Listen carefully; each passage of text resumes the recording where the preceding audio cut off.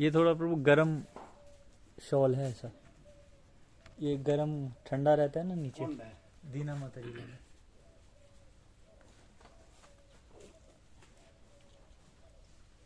ठंडा तो नहीं लेता है हमको, तो ठंडा नहीं लगा। नहीं ठंडा कहाँ है? मतलब थोड़ा वो कॉटन है ना नीचे। ये कहाँ ठंडा? ठंडा अभी उतनी ठंड भी कहाँ है? ना उतना ठंडा तो नहीं। हाँ? नहीं उतना तो नहीं। हाँ, ठंड भी नहीं। ये तो खुशनुमा आह्लादक है, आरोग्यप्रद। सर्वे संतो निरामया।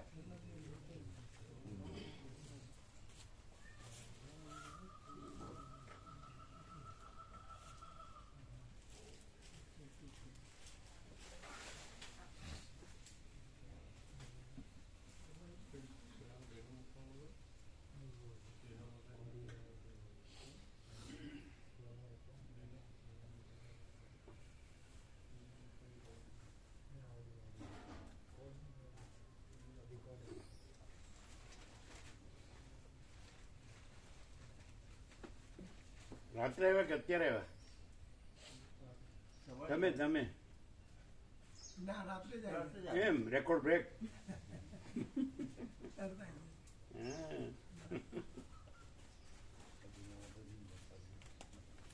અમે કીધું હવે સવાર સિવાય ન આવે.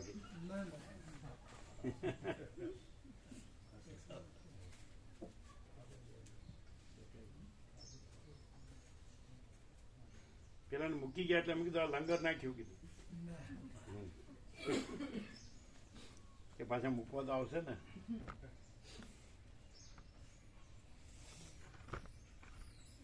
માતાજી બધા તો ત્યાં નોકરી કરે છે ને એમ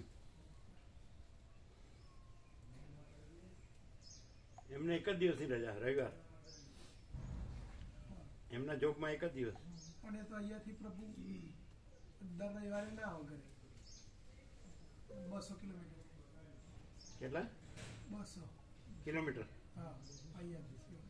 એટલે કેટલા 4 કલાક થાય? હા 4. બ્રહ્માર્પણમ.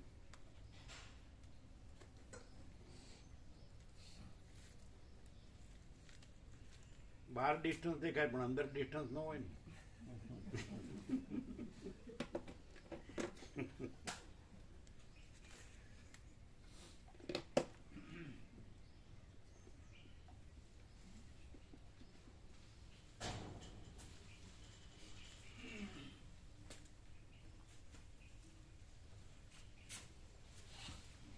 इसमें कोई सूट नहीं।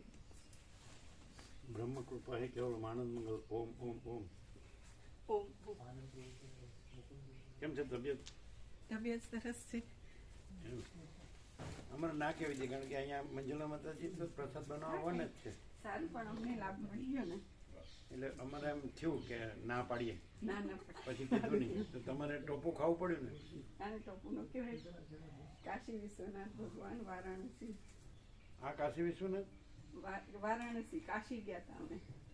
એમ હા જો કાશી વિશ્વનાથ વારાણસી બધાય ભગવાન ભેગું છે. કાળ ભૈરવ ને અન્નપૂર્ણા ને કાળ ભૈરવ. અમે જો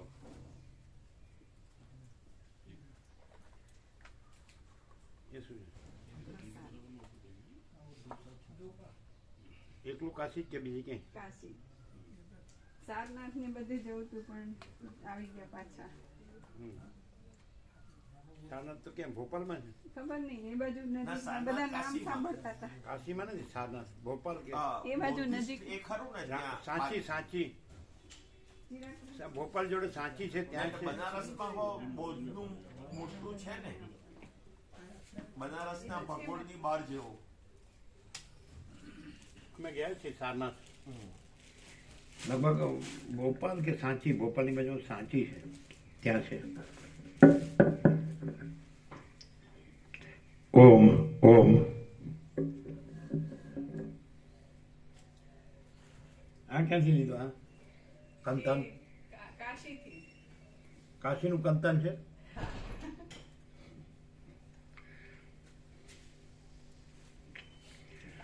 ઓમ ઓમ.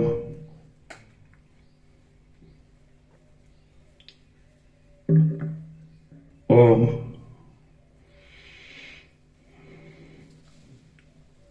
परम चिदाकाश, परम ज्योति, अखंड ज्योति, महाचिदाकाश, स्वयं प्रकाश, संपूर्ण प्रकाश, पूर्ण ब्रह्म, अनंत तेजगण, अनंत अचितगण, परमाकाश, केवल, अनंत, शुद्ध, तेजगण, परमाकाश, अखिल आत्मा, पूर्ण ब्रह्म, परमात्मा, परम चिदाकाश, परम ज्योति, अखंड ज्योति, अनंत, पूर्ण, परम चिदाकाश, परम शांति, स्वयं सिद्ध, स्वयं प्रकाश, स्वयं पूर्ण, स्वस्वरूप, यही सब कुछ है, इसके सिवा कुछ नहीं है। शून्यपास, अनंत कोटि, महाकल्पो है ही नहीं। महाचिदाकाश, स्वयं प्रकाश, संपूर्ण प्रकाश, महाचिदाकाश ज्योति, अनंत, अखंड, अभेद, महाचिदाकाश ज्योति, महातत्व, महासामान्य, महाचिदाकाश, स्वसंवेद्य, सहज निर्विकल्प, महाचिदाकाश, परम कैवल्य, परम शांति, परम चिदाकाश, अनंत, पूर्ण, निरपेक्ष, सत, अनंत, संपूर्ण, अपरिधि, निर्भ्रांत, निरपेक्ष। वशिष्ठ राम, निर्वाण उत्तरार्ध, राउंड 40मो राउंड।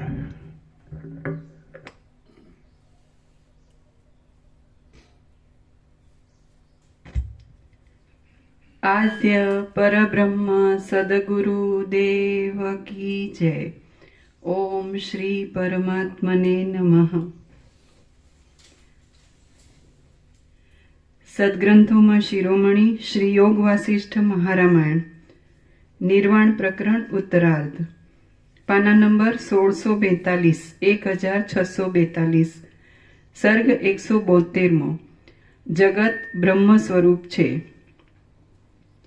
આ 172મા સર્ગમાં વિધાતા એક મનોમાત્ર છે, જગતનો ભ્રમ એ એક તેનો સંકલ્પ માત્ર છે।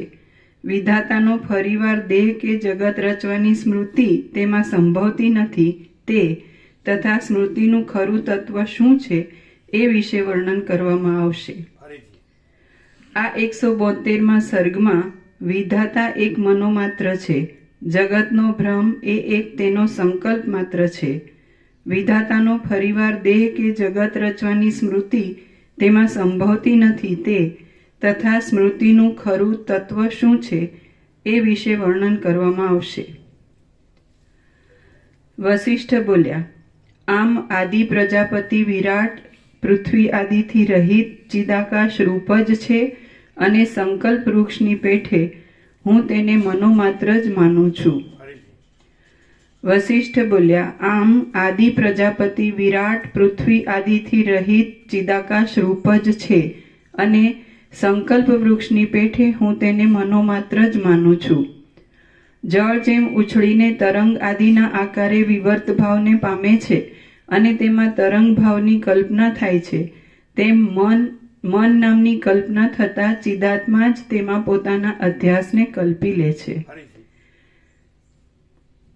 જળ જેમ ઉછળીને તરંગ આદિના આકારે વિવર્ત ભાવને પામે છે અને તેમાં તરંગ ભાવની કલ્પના થાય છે, તેમ મન નામની કલ્પના થતા ચિદાત્મા જ તેમાં પોતાના અધ્યાસને કલ્પી લે છે। ચિદાત્મા પોતે સત્તા માત્ર જ છે અને તેમાં બુદ્ધિ આદિ ક્યાંથી હોય?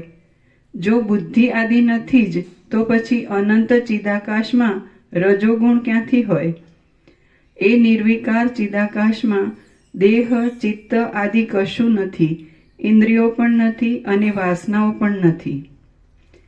ચિદાત્માને ઉપરથી તો આ જગત સત્ય જેવું દેખાય છે, પણ વસ્તુતઃ જોતા કશું પણ છે જ નહીં. હે વિવેકી રામચંદ્રજી, પ્રથમના પ્રજાપતિ મુક્ત થઈ જવાથી ફરીવાર તેના દેહ, બુદ્ધિ આદિ ઉત્પન્ન થતા નથી. વળી નવો પ્રજાપતિ તથા તેને જગતની રચનાની સ્મૃતિ એ પણ સંભવતું નથી. સંસારમાં રહેનાર અને અનેક યોનિઓમાં ભટકનાર ઇતર જીવોની પેઠે વિદેહ મુક્ત પુરુષને બીજા દેહની પ્રાપ્તિ કે ફરીવાર સંસારની સ્મૃતિ હોતી નથી. સંસારમાં રહેનાર અને અનેક યોનિઓમાં ભટકનાર ઇતર જીવોની પેઠે વિદેહ મુક્ત પુરુષને બીજા દેહની પ્રાપ્તિ કે ફરીવાર સંસારની સ્મૃતિ હોતી નથી, કેમ કે દેશાંતરમાં કે કાલાંતરમાં પાછો તેમનો પુનર્જન્મ થતો નથી. કદાચિત પ્રજાપતિને તેવા પૂર્વ સંસ્કારના બળથી પ્રથમની પેઠે જગતની રચના કરવાની સ્મૃતિ થાય અને તેથી પાછા ફરીવાર તેનો દેહ આદિ ઉત્પન્ન થાય એમ માનવામાં આવે તો પણ તેનો એ દેહ માનસિક સંસ્કારજન્ય હોય. આમ તે મનોમય હોય એટલે તે પૃથ્વી આદિથી ઉત્પન્ન નહીં થયેલો શાંત, અતિ તુચ્છ અને સંકલ્પ નગરના જેવો મિથ્યા હોય. કદાચિત પ્રજાપતિને તેવા પૂર્વ સંસ્કારના બળથી પ્રથમની પેઠે જગતની રચના કરવાની સ્મૃતિ થાય અને તેથી પાછા ફરીવાર તેનો દેહ આદિ ઉત્પન્ન થાય એમ માનવામાં આવે તો પણ તેનો એ દેહ માનસિક સંસ્કારજન્ય હોય.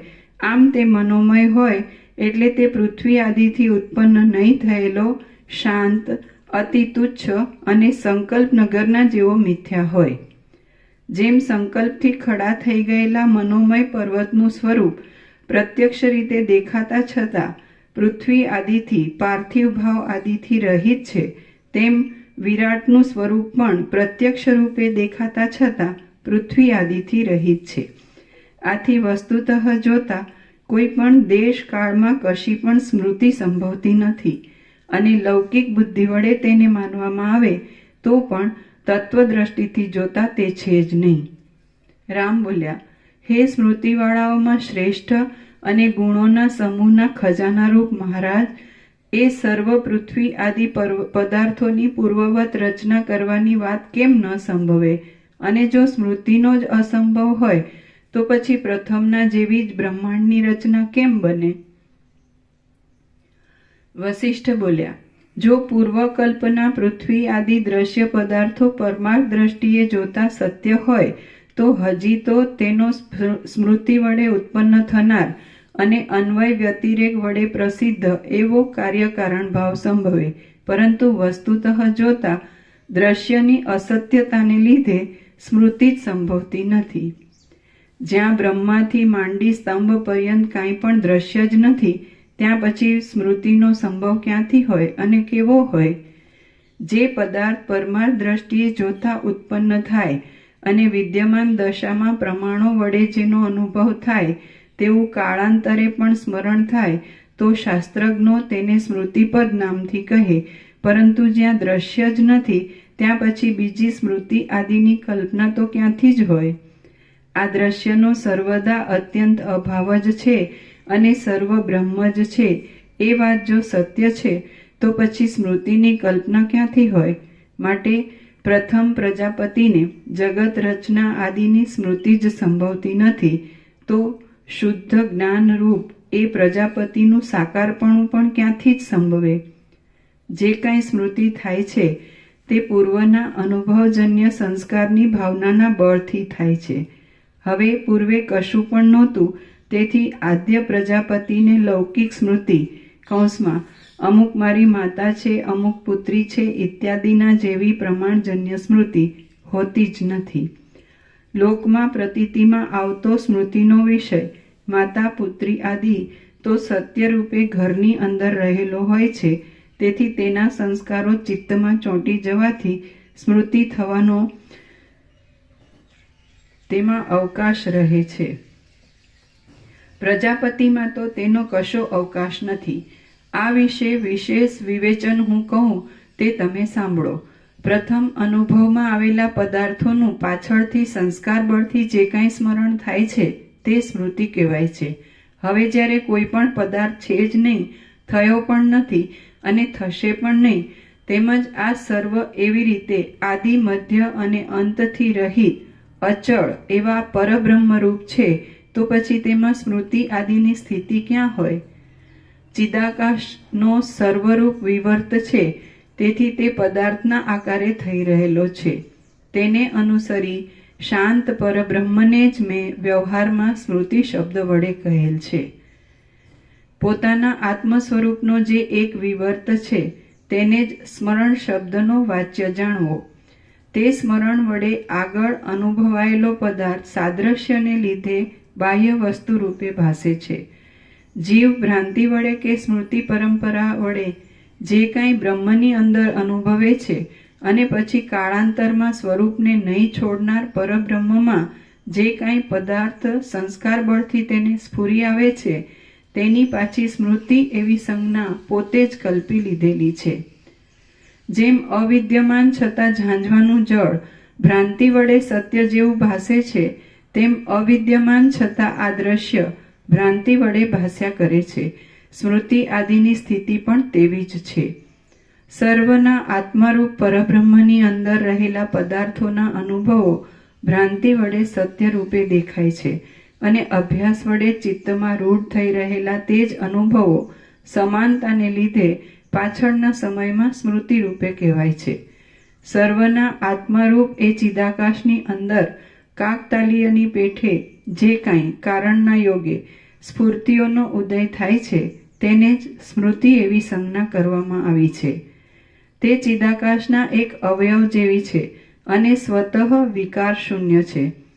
સર્વના આત્મારૂપ ચિદાકાશનું પોતાનું સત્ય સ્વરૂપ પોતાના અનુભવમાં જે જે વિષયને પોતાની મેળે જ વિસ્તારી દે છે તેને પૂર્વે અનુભવાયેલા પદાર્થોની સ્ફૂર્તિના સમાનપણાને લીધે પાછળથી વિદ્વાનો સ્મૃતિ નામથી ઓળખે છે. પવનમાં રહેલી ચલન શક્તિની પેઠે ઉદ્બોધક હેતુની પ્રાપ્તિ વડે અથવા પ્રાપ્તિ નહીં થતાં પણ જે કંઈ અનુભવમાં આવે છે તે જ અનુભવ વૃત્તિવાળી સંકલ્પ સ્ફૂર્તિ કાળાંતરે અભ્યાસ વડે રૂઢ થયેલા પદાર્થોના સંસ્કાર બળથી સમાન આકાર સ્ફૂર્તિને લીધે સ્મૃતિ શબ્દ વડે કહેવાય છે. જેમ આ તમારા અવયવો મનની ઈચ્છા અનુસાર વખતે ચેષ્ટા કરે છે અને વખતે નિશ્ચેષ્ટ પણ થઈ રહે છે, તેમ આત્માની અંદર કાકતાલીયની પેઠે જે જે પદાર્થોના અનુભવો વારંવાર ભાસ્યા કરે છે તે જ ઉત્તર કાળમાં પછી કારણના યોગે અનુભવેલા પદાર્થનું સ્મરણ થઈ આવતા સ્મૃતિ શબ્દ વડે કહેવામાં આવે છે. જેમ સ્વપ્ન ઇન્દ્રજાળ આદિમાં મિથ્યા જ્ઞાન વડે પ્રતીતિમાં આવતા ઘટપટ આદિ પદાર્થો રહ્યા હોય છે, તેમ સર્વ અનુભવો આત્માની અંદર રહેલા જ છે અને તેઓ અનેક આકારે થઈ રહે છે. જેમ સ્વપ્ન આદિના ઘટપટ આદિ પદાર્થો ભ્રમરૂપ છે, તેમ આ સ્મૃતિરૂપ પદાર્થ પણ ભ્રમરૂપ હોવાથી તેના મૂળ વિશે શો વિચાર કરવો? વસ્તુતઃ જોતા આ દ્રશ્યનો અસંભવ છે. તેથી તત્વજ્ઞ પુરુષની દ્રષ્ટિમાં કિંવા તત્વવેત્તા પ્રજાપતિની દ્રષ્ટિમાં સ્મૃતિ નામની કાંઈ જ વસ્તુ નથી. તત્વજ્ઞ પુરુષ ચિદૈક રસ હોવાથી સદાકાળ નિર્વિકાર રહે છે.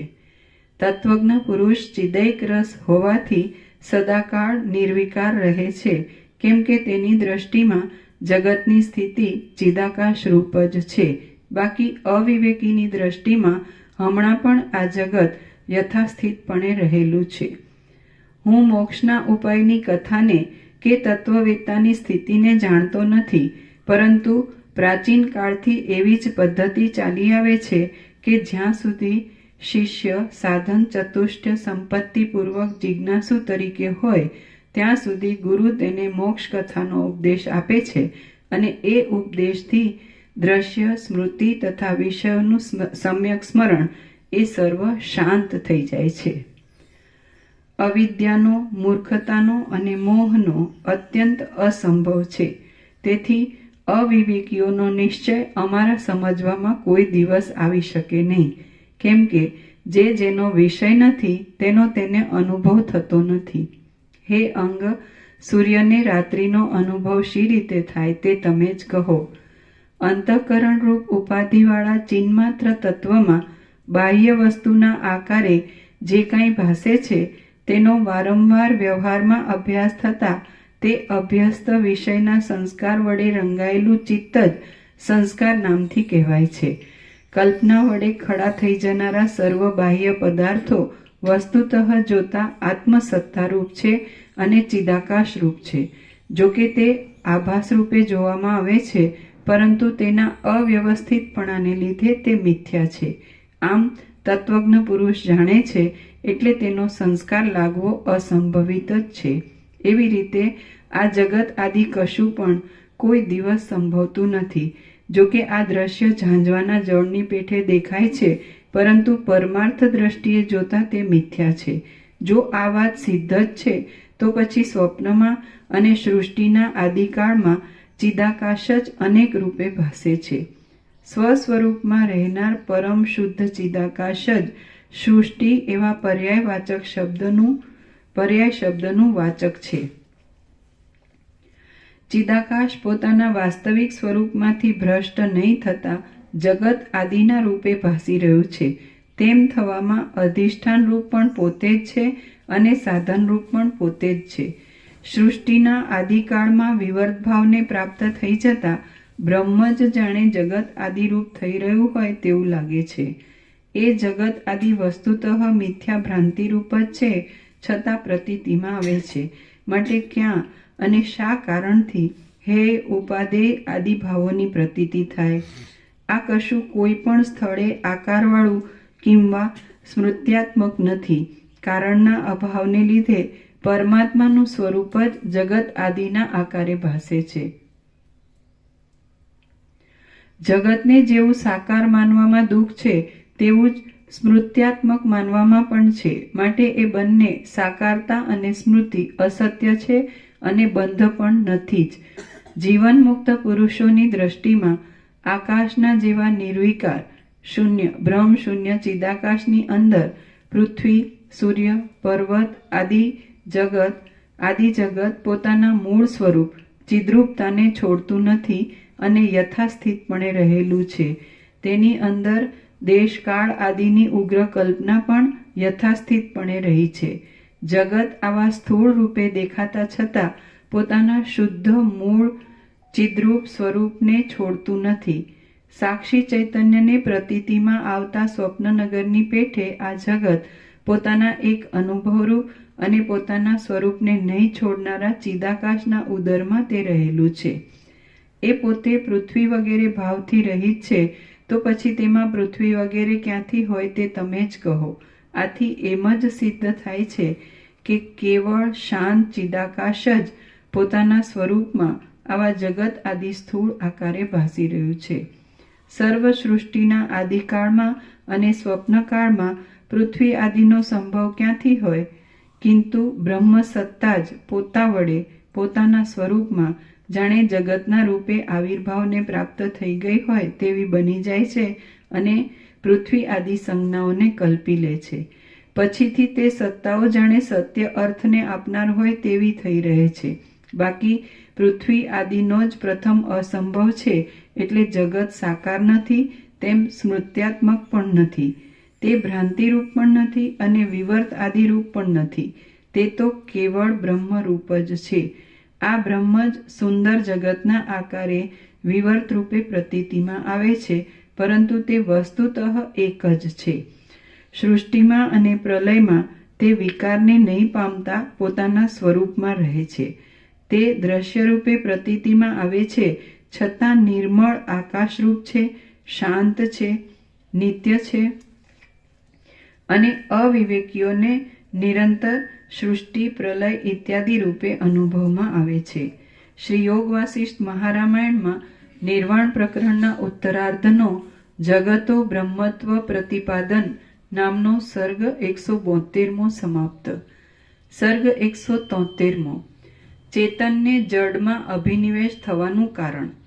આ 173મા સર્ગમાં ચિદ્રૂપ તત્વના સર્વરૂપપણા વિશે અને દેહ આદિ જડ ભાવમાં તથા ક્રિયા આદિમાં અભિનિવેશ બંધાયા વિશે નિરૂપણ કરાશે. રામ બોલ્યા, સર્વના અનુભવરૂપ અનંત આત્મતત્વ સર્વના આત્મારૂપ છે, છતાં તેનો દેહમાં જ અહમ ગ્રહ હું દેહરૂપ છું એવો અભિનિવેશ કેમ બંધાઈ જાય છે? ચિદાત્મા સ્વપ્ન આદિમાં જડ કાષ્ઠ પાષાણ આદિરૂપ કેમ બની જાય છે? અને આ કાષ્ઠ પાષાણ આદિ નથી એમ કહો તો કેમ નથી, અને છે એમ કહો તો કેમ છે, તે મને કહો. વસિષ્ઠ બોલ્યા, જેમ દેહધારી જીવોને હાથમાં હાથપણાનો અભિનિવેશ આગ્રહ બંધાઈ જાય છે, તેમ સર્વના આત્મારૂપ ચેતન તત્વને પણ દેહમાં દેહપણાનો અભિનિવેશ બંધાઈ જાય છે. જેમ વૃક્ષને પોતાના પાંદડામાં પત્રભાવનો અભિનિવેશ બંધાઈ જાય છે, તેમ સર્વના આત્મારૂપ ચેતન તત્વને વૃક્ષમાં વૃક્ષપણાનો અભિનિવેશ થાય છે. આકાશને જેમ શૂન્યમાં શૂન્ય ભાવનો અભિનિવેશ બંધાઈ જાય છે, તેમ સર્વાત્મા એવા ચિદ્રૂપ તત્વને દ્રવ્યમાં દ્રવ્યભાવનો અભિનિવેશ બંધાય છે. નિરાકાર ચિત્તમાંથી ઉત્પન્ન થવાને લીધે નિરાકાર સ્વપ્નનગરને વિશે સ્વપ્ન ભોગતાને જેમ સાકારતાનો અભિનિવેશ બંધાઈ જાય છે, તેમ સર્વના આત્મારૂપ ચૈતન્ય તત્વને પણ સ્વપ્ન જાગ્રત આદિમાં તે ભાવનો અભિનિવેશ બંધાય છે. જેમ પર્વતના અભિમાની જીવને અને નગરાભિમાની જીવને પોતામાં રહેલા પાષાણ વૃક્ષ જળ ઇત્યાદિમાં તે ભાવનો અભિનિવેશ થાય છે, તેમ સર્વના આત્મારૂપ ચિન્મય તત્વને પણ પોતાની અંદર રહેલા પર્વત તથા નગર ઇત્યાદિમાં તે ભાવનો અભિનિવેશ થઈ જાય છે. જેમ ચેતન રૂપે જણાતા શરીરને કેશ તથા નખ ઇત્યાદિમાં અચેતનપણાનો આગ્રહ બંધાય છે, તેમ સર્વના આત્મારૂપ ચિન્મય તત્વને કાષ્ઠ તેમજ પાષાણ આદિમાં જડ ભાવનો અભિનિવેશ બંધાય છે. જેમ સાક્ષી ચૈતન્ય જ સ્વપ્નની અંદર વિવર્ત ભાવે કાષ્ઠ પાષાણ આદિ રૂપે પ્રતીતિમાં આવે છે, તેમ ચિદાકાશ જ સૃષ્ટિના આરંભ કાળમાં સાકાર આદિ રૂપે પ્રતીતિમાં આવે છે. જેમ નખ કેશ અને જળ આકાશ આદિના ધર્મને ધારણ કરનાર પુરુષનું એક જ શરીર જળ ચેતનરૂપ છે અને સાકાર છે, તેમ સર્વના આત્મારૂપ સત્ય તત્વનું એક જ સ્વરૂપ જળ ચેતનરૂપ અને સ્થાવર જંગમરૂપ છે, કિંતુ તે નિત્ય અને નિરાકાર છે. જેમ સ્વપ્નમાં દીઠેલા અર્થની ભ્રાંતિ આ સ્વપ્ન છે એમ જાણનાર પુરુષના ચિત્તમાં યથાસ્થિતપણે રહ્યા છતાં શમી જાય છે, તેમ સારી પેઠે જ્ઞાનને પ્રાપ્ત થયેલા પુરુષની દ્રષ્ટિમાં આ જગત યથાસ્થિતપણે રહ્યા છતાં શમી જાય છે. સ્વપ્નને દેખનાર માણસ પ્રાતઃકાળમાં જાગી જાય છે, એટલે સ્વપ્નના દ્રષ્ટા અને દ્રશ્ય વગેરે ભાવો મિથ્યા જણાય છે. તેને આ સર્વ ચિદાકાશરૂપ હતું એવો નિશ્ચય કરી આપવાને એ પ્રબોધ જ સમર્થ થાય છે. તે જ પ્રમાણે સંસારરૂપ નિદ્રામાંથી પ્રબુદ્ધ થયેલા તત્વજ્ઞને પણ દ્રષ્ટા દ્રશ્ય આદિનું મિથ્યાપણું જણાઈ આવે છે, એટલે એ પ્રબોધ જ ચિદાકાશના સત્યપણાને બતાવી આપે છે અને તેમાં છેવટે મૌનનો જ આશ્રય લેવો પડે છે. જેમ મહાસાગરમાં જળની અનેક ચકરીઓ થતી રહે છે અને શમી જતી રહે છે, તેમ ચિદાકાશની અંદર હજારો અને કરોડો કલ્પો પર્યંત તેની તે જ સૃષ્ટિઓ અથવા તો બીજી જ સૃષ્ટિઓ ઉત્પન્ન થતી રહે છે અને નાશ પણ પામતી રહે છે. જેમ સમુદ્રની અંદર રહેલું જળ તરંગ આદિમાં પોતાના સ્વરૂપને અનેક પ્રકારે પ્રસારી દે છે, તેમ ચિદાકાશ પણ પોતાના માયા શબલ ચૈતન્ય રૂપમાં સૃષ્ટિ આદિ અનેક સંજ્ઞાઓને કલ્પી લે છે. અવિવેકી જન સમુદાયના નિશ્ચયને બાદ કરતા તત્વજ્ઞ પુરુષની દ્રષ્ટિમાં આ જગત યથાસ્થિતપણે રહ્યા છતાં સર્વદા નિર્વિકાર પરબ્રહ્મરૂપ છે. હું તરંગરૂપ નથી પરંતુ જળરૂપ છું એવું જે તરંગે યુક્તિ વડે જાણ્યું, તેનો પછી તરંગ ભાવ ક્યાં રહ્યો? અવિવેકી જન સમુદાયના નિશ્ચયને બાદ કરતા તત્વજ્ઞ પુરુષની દ્રષ્ટિમાં આ જગત યથાસ્થિતપણે રહ્યા છતાં સદા નિર્વિકાર પરબ્રહ્મ રૂપ છે. હું તરંગરૂપ નથી, પરંતુ જળરૂપ છું એવું જે તરંગે યુક્તિ વડે જાણ્યું તેનો પછી તરંગ ભાવ ક્યાં રહ્યો? જળમાં થતા તરંગના ભાનની પેઠે બ્રહ્મમાંથી જ આ જગતનો આભાસ થાય છે. જેમ તરંગ અને તરંગનો અભાવ એ બંને સમુદ્રના ધર્મો છે, તેમ જગતની પ્રતીતિ અને તેનો અભાવ એ બંને બ્રહ્મની એક જાતની શક્તિ છે અને તે જ તેવા પ્રકારે સ્થિતિને પ્રાપ્ત થઈ રહેલ છે. હે રામચંદ્રજી, પોતાના ચિદ્રૂપને નહીં છોડનાર ચિદાકાશનું મન સમષ્ટિરૂપી ઉપાધિમાં સ્વપ્નની પેઠે પ્રતિબિંબ પડે છે, ત્યારે ઉપાધિવાળું જે કાંઈ સ્વરૂપ ખડું થાય છે તે જ મન, બ્રહ્મા, પિતામહ ઇત્યાદિ નામો વડે કહેવાય છે. એવી રીતે પ્રથમ પ્રજાપતિ જ નિરાકાર અને નિર્વિકાર છે અને ચિન્માત્ર રૂપ સંકલ્પનગરની પેઠે તે કારણથી રહિત છે.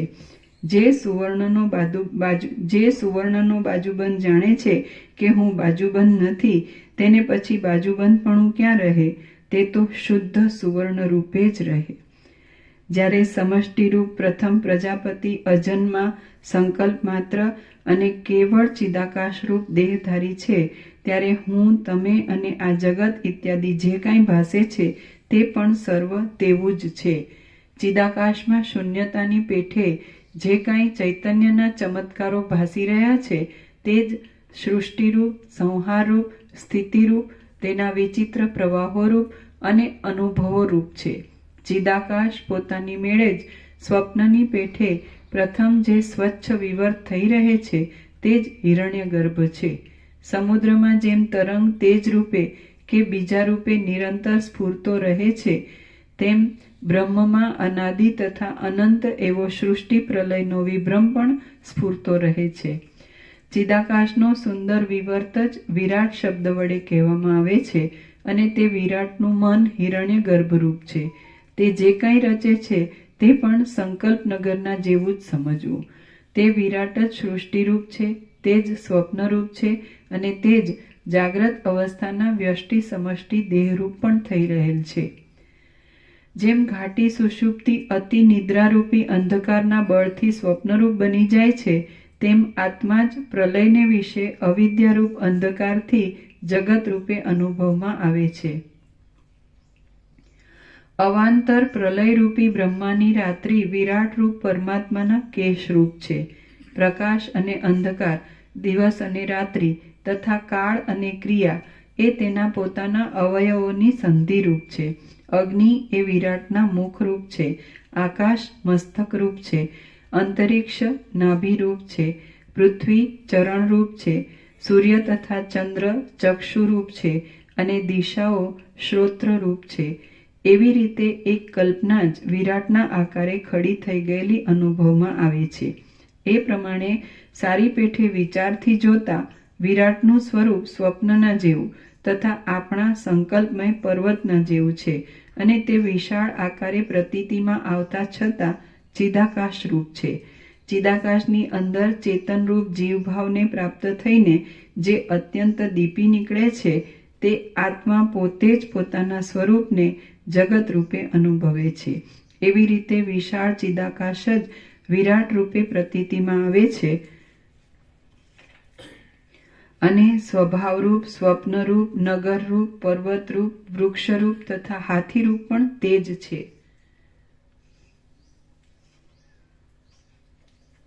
જેમ સ્વપ્નનટ પોતાના આત્માને જ સ્વપ્ન દેશ રૂપે અનુભવે છે, તેમ અનુભવ કરનાર ચિદાત્મા જ સત્ય અને અનુભવરૂપ એવા પોતાના આત્માને માયાના આવરણને લીધે અસત્ય જેવો માની લે છે અને તેને અમુક પરિચ્છિન્ન રૂપે અનુભવે છે.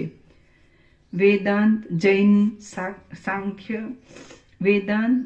સાંખ્ય, બૌદ્ધ વગેરે મતના ગુરુઓએ તથા આગમ શાસ્ત્રનો ભેદ કરનાર પશુપતિ અને ભૈરવ ઇત્યાદિએ પોતાના શાસ્ત્રોમાં જે વિચારો પ્રતિપાદન કર્યા છે તે સર્વરૂપ થઈ જઈને અમારું બ્રહ્મ જ તેવી વાસનાને યોગે તેવા રૂપે સ્ફુરેલ છે.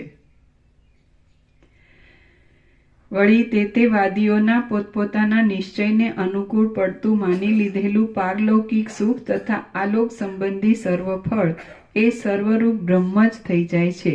કેમ કે અમુક પ્રકારનું ફળ આપણને પ્રાપ્ત થાઓ એવી રીતે તેમના આત્મામાંથી જ આશાની ઉત્પત્તિ થાય છે. બ્રહ્મનો આવો લોકોત્તર મહિમા જ છે, કેમ કે તે પોતે જ માયાના યોગથી સર્વશક્તિમાન થઈ રહે છે. શ્રી યોગ વાસિષ્ઠ મહારામાયણમાં નિર્વાણ પ્રકરણના ઉત્તરાર્ધનો પરમાર્થોપદેશ નામનો સર્ગ 173મો સમાપ્ત. સર્ગ 174મો નિર્વાણ પદ વિશે વર્ણન. આ 174મા સર્ગમાં સ્વપ્નની પેઠે જ પ્રબોધ વડે દ્રશ્યનો બાદ થઈ જતા અવશેષ રહેલા ચિદાત્માના પરમ પદપણા વિશે વર્ણન કરવામાં આવશે. વસિષ્ઠ બોલ્યા, સૃષ્ટિના આદિકાળમાં કેવળ ચિદાકાશ જ સ્વપ્નના અનુભવ પ્રમાણે જાણે જગત રૂપે ભાસતું હોય તેમ થઈ રહે છે. તેથી ત્રણેય લોક બ્રહ્મરૂપ જ છે. સૃષ્ટિઓ બ્રહ્મરૂપ સાગરના તરંગ જેવી છે અને તેમાં રહેલો જ્ઞાનરૂપ અનુભવ દ્રવરૂપ છે. જીવન મુક્ત પુરુષોને વ્યવહાર સિદ્ધિ માટે પ્રતીતિમાં આવતું જગત પણ જાણે કોઈ બીજી જ સૃષ્ટિ હોય તેવું ભાસે છે. તો પછી તેમાં દ્વિત્વ, એકત્વ આદિ બીજું ક્યાંથી હોય? જેમ એક જ ચિદાકાશ નિદ્રારૂપ હોય, સ્વપ્ન અને સુષુપ્તિ એ બંને રૂપ છે, તેમ ચિદાકાશનું એક જ આત્મ સ્વરૂપ દ્રશ્ય અને અદ્રશ્ય એ બંને રૂપે રહેલું છે. જો આ જગતનું વાસ્તવ સ્વરૂપ ઓળખવામાં આવે તો તે જાગ્રતમાં સ્ફુરી આવતા સ્વપ્નનગરના જેવું કેવળ બાધિત અને સ્ફૂર્તિ રૂપે આભાસ માત્ર જણાય છે. તો પછી તેમાં વિવેકી પુરુષને કેવી આસ્થા હોય? સૃષ્ટિનું સ્વરૂપ અને તેનો અનુભવ સૃષ્ટિના આરંભકાળમાં પ્રતીતિમાં આવે છે. જો તેનું યથાર્થ સ્વરૂપ ઓળખવામાં આવે તો આ જગત જાગ્રતમાં બાધિત રૂપે સ્ફુરી આવતા સ્વપ્નનગરના જેવું બાધિત જણાય છે. જેમ સ્વપ્નનગર સંબંધી જુદા જુદા પ્રકારની વાસનાઓ સ્વપ્ન સમયે સત્ય જણાય છતાં જાગ્રત અવસ્થામાં તે અસત્ય છે, તેમ જાગ્રત સંબંધી વાસનાઓ વિશે પણ સમજવું. કદાચિત બીજા કોઈ પ્રકારે પ્રતિપાદન કરી દ્રશ્યનું કંઈ બીજું જ કારણ અહીં કલ્પવામાં આવતું હોય તો પછી બીજી કલ્પનાઓની અપેક્ષાએ બંધ બેસતી થતી ભ્રાંતિ માત્રપણાની કલ્પના શા માટે ન કરવી? સ્વપ્ન સૃષ્ટિની પેઠે જાગ્રત સૃષ્ટિ સંબંધી આ પોતાની ભ્રાંતિ તો અનુભવ વડે જ સિદ્ધ છે. જો કંઈ બીજું કારણ કલ્પવામાં આવે તો પણ તે અનુમાન વડે સિદ્ધ કરી શકાય. હવે અનુમાન ક્યાં અનુભવથી અધિક થઈ શકે તેમ છે? મનુષ્ય પોતાની ઈષ્ટ સૃષ્ટિને સર્જવાને અને અનિષ્ટ સૃષ્ટિને નિવારવાને સમર્થ થઈ શકતો નથી. વળી તેણે પ્રથમ વિચારી રાખેલો વિષય તેને નિશ્ચયપૂર્વક જ દેખાય તેમ પણ બનતું નથી, કિંતુ વખતે બીજા પ્રકારે પણ તે અકસ્માત તેના જોવામાં આવે છે. આ વાત અનુભવ સિદ્ધ છે. જો સૃષ્ટિ કોઈ બીજા કારણને અધીન જ હોય તો પછી મનુષ્યો તેવી સાધન સંપત્તિ મેળવી પોતાની ઈષ્ટ સૃષ્ટિને રચે, અનિષ્ટ સૃષ્ટિને નિવારે અને કશું પણ અકસ્માત દેખે નહીં, પરંતુ એ વાત કોઈ પણ રીતે બરાબર ઘટતી નથી. તેથી આ દ્રશ્ય સ્વપ્ન શૈલીની પેઠે ભ્રાંતિ સ્વરૂપ જ છે. જ્ઞાનનો ઉદય થયા વિના નિર્વિકલ્પ સમાધિ થાય તો તે પણ પરમ જડતા રૂપ છે અને સવિકલ્પ સ્થિતિ થાય તો તે પણ સંસાર રૂપ જ છે. તો પણ જ્ઞાન થયા વિના તે કોઈ પુરુષાર્થ રૂપ સંભવતું નથી. જો સવિકલ્પ ધ્યાન હોય તો તે સંસાર જેવું જ છે. જ્ઞાન થયા વગર તે જો નિર્વિકલ્પ હોય તો તે પણ પાષાણના જેવું પરમ જડ રૂપ છે. મોક્ષ કંઈ પાષાણ જેવી જડ સ્થિતિરૂપ કે વિકલ્પાત્મક સંભવતો નથી. પાષાણના જેવી જડ નિર્વિકલ્પ સમાધિ વડે બીજું કશું પણ પ્રાપ્ત થતું નથી. પોતાની નિદ્રા વડે શું મળે છે? સૃષ્ટિનો અત્યંત અસંભવ છે. તેથી સારી રીતે જ્ઞાનનો ઉદય થતા વિવેકી પુરુષની દ્રષ્ટિમાં સર્વ દ્રશ્ય ભ્રાંતિ માત્ર ભાસે છે. જીવન મુક્તપણાનો ઉદય થવો તે જ વાસ્તવિક રીતે નિર્વિકલ્પ સમાધિ કહેવાય છે. જીવન મુક્તપણાનો ઉદય થવો તે જ વાસ્તવિક રીતે નિર્વિકલ્પ સમાધિ કહેવાય છે. તે જ અનંત નિર્વાણ રૂપ છે અને તે જ મોક્ષ કહેવાય છે. તે જ અનંત નિર્વાણ રૂપ છે અને તે જ મોક્ષ કહેવાય છે. અનંત સુષુપ્તિના જેવી તુરીય અવસ્થા પણ તેને જ કહે છે અને તેમાં યથાસ્થિતપણે રહી ક્ષોભને નહીં પામતા સર્વના પ્રકાશક આત્મા રૂપે સ્થિતિ રાખવામાં આવે છે. અનંત સુષુપ્તિના જેવી તુરીય અવસ્થા પણ તેને જ કહે છે અને તેમાં યથાસ્થિતપણે રહી ક્ષોભને નહીં પામતા સર્વના પ્રકાશક આત્મા રૂપે સ્થિતિ રાખવામાં આવે છે. જ્ઞાનમાં સારી રીતે એક રસ થઈ જવું તે ધ્યાન કહેવાય છે. જ્ઞાનમાં સારી રીતે એક રસ થઈ જવું તે ધ્યાન કહેવાય છે. ધ્યાન. જ્ઞાનમાં સારી રીતે એક રસ થઈ જવું તે ધ્યાન કહેવાય છે. વળી દ્રશ્યનો અત્યંત અસંભવ છે, તેથી આત્મ સ્વરૂપને યથાર્થ ઓળખવું તેને જ શ્રુતિઓ તથા તત્વવેત્તાઓ પરમ પદરૂપ કે પરમ પુરુષાર્થ રૂપ કહે છે. વળી દ્રશ્યનો અત્યંત અસંભવ છે, તેથી આત્મ સ્વરૂપને યથાર્થ ઓળખવું તેને જ શ્રુતિઓ તથા તત્વવેત્તાઓ પરમપદ રૂપ કે પરમ પુરુષાર્થ રૂપ કહે છે. એ સ્થિતિ કાંઈ પાષાણના જેવી જડ નથી, તેમ સુષુપ્તિ જેવી પણ નથી. તે નિર્વિકલ્પ કે સવિકલ્પ નથી, તેમ સાવ શૂન્ય પણ નથી. તે દ્રશ્યના અત્યંત અસંભવ રૂપ છે તથા આદિ અનુભવ રૂપ છે. એ બ્રહ્મ જ સર્વરૂપ છે અને અપવાદ દ્રષ્ટિથી જોઈએ તો તે કશારૂપ નથી. હે પ્રિય રામચંદ્રજી, જે બ્રહ્મના જેવો નિર્વિકાર હોય છે તે જ તેને દેખે છે. હે પ્રિય રામચંદ્રજી, જે બ્રહ્મના જેવો નિર્વિકાર હોય છે તે જ તેને દેખે છે. જ્યારે સારી રીતે પ્રબોધનો ઉદય થાય છે ત્યારે જ પરમ નિર્વાણની પ્રાપ્તિ થઈ કહેવાય છે.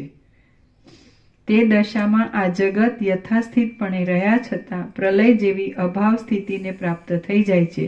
તેમાં આ એકતા કે અનેકતાની કલ્પના નથી, તેમાં કશું પણ નથી અને તેમાં કશાનો સંભવ પણ નથી. સર્વ સદ અસદ વસ્તુઓની સીમાના અંતરૂપ તે જ તત્વ કહેવાય છે. દ્રશ્ય અત્યંત અસંભવિત છે. સર્વ સદઅસદ વસ્તુઓની સીમાના અંતરૂપ તે જ તત્વ કહેવાય છે. દ્રશ્ય અત્યંત અસંભવિત છે એમ માનવાથી શુદ્ધ બોધનો ઉદય થાય છે અને તેથી સર્વ વિક્ષેપથી રહિત થવાય છે. પછી શાંતપણે જે કાંઈ નિરતિશય આનંદરૂપે સ્થિતિ રાખીને રહેવું તે જ પરમ પદરૂપ છે એમ તમે સમજો. એ શુદ્ધ બોધ સર્વોત્તમ જ્ઞાનરૂપ છે. જ્ઞાનરૂપ છે. શાસ્ત્ર પરિચયથી પદ પદાર્થને જાણી શકનાર, બુદ્ધિમાન અને નિરંતર મોક્ષના ઉપાયરૂપ આ શાસ્ત્રને વાંચનાર શુદ્ધ અધિકારી પુરુષ તેને અધ્યાત્મ શાસ્ત્રના વિચારથી થયેલા જ્ઞાનરૂપ ઉપાય વડે મેળવી શકે છે. શાસ્ત્ર પરિચયથી પદ પદાર્થને જાણી શકનાર, બુદ્ધિમાન અને નિરંતર મોક્ષના ઉપાયરૂપ આ શાસ્ત્રને વાંચનાર શુદ્ધ અધિકારી પુરુષ તેને અધ્યાત્મ શાસ્ત્રના વિચારથી થયેલા જ્ઞાનરૂપ ઉપાય વડે મેળવી શકે છે. બીજા કશા ઉપાયથી તેની પ્રાપ્તિ થતી નથી. તીર્થાટન વડે, દાન વડે, સ્નાન વડે, બીજી વિદ્યા વડે, ધ્યાન વડે, તપ વડે, યોગ વડે કે યજ્ઞ વડે તેની પ્રાપ્તિ થતી નથી. આ સત્યરૂપે ભાસતું અનિર્વચનીય દ્રશ્ય ભ્રાંતિ માત્ર છે અને મિથ્યા છતાં જાણે સત્ય હોય તેવું ભાસે છે. જેમ નિદ્રાભાવથી રહિત ચિદાકાશ સ્વપ્નરૂપે પ્રતીતિમાં આવે છે, તેમ ચિદાકાશ જ જગતના આકારે પ્રતીતિમાં આવે છે. જે ભ્રાંતિ હોય તે કોઈ દિવસ તપ, તીર્થ આદિ વડે શાંત થતી નથી. જો કે તપ, તીર્થ આદિ વડે સ્વર્ગની પ્રાપ્તિ થાય છે, પણ તે વડે મુક્તપણાનો લાભ થતો નથી. જો કે તપ, તીર્થ આદિ વડે સ્વર્ગની પ્રાપ્તિ થાય છે, પણ સ્વર્ગની પણ તે વડે મુક્તપણાનો લાભ મળતો નથી. આ જગતમાં જો સારી શુદ્ધ બુદ્ધિ વડે